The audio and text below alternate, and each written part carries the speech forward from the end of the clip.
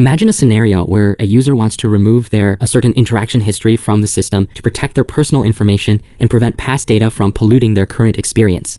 However, even after requesting removal, users may still receive recommendations related to the deleted items, frustratingly implying that the system still assumes a strong preference for them.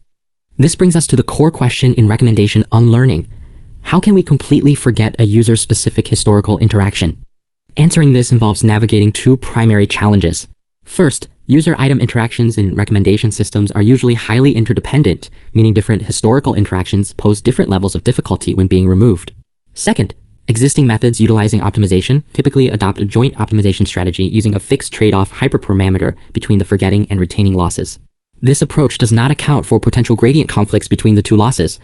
To address these issues, we introduce DA² Unlearn, a dual adaptive forget-retain-based recommendation unlearning framework. We propose that the interaction level unlearning difficulty should decide the adaptive unlearning strength. We utilize the current gradient of the forgetting loss as an adaptive pivot to regulate the training trade-off between the forgetting and retaining losses. Our main contributions are as follows. First, we assign adaptive weights to each unlearning request based on its inherent difficulty, and modulating the unlearning strength accordingly yields substantial improvements. Second, we adaptively adjust the forget and retain loss weights based on gradient magnitude. During training, the forgetting loss weight is initially large, accompanied by a temporary drop in recommendation performance. As the forgetting loss stabilizes, the optimization seamlessly transitions to focus on retaining recommendation utility.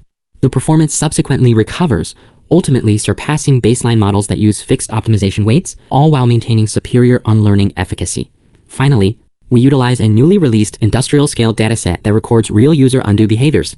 To the best of our knowledge, this is the first work to adapt such a dataset specifically for the recommendation unlearning task. Thank you for listening.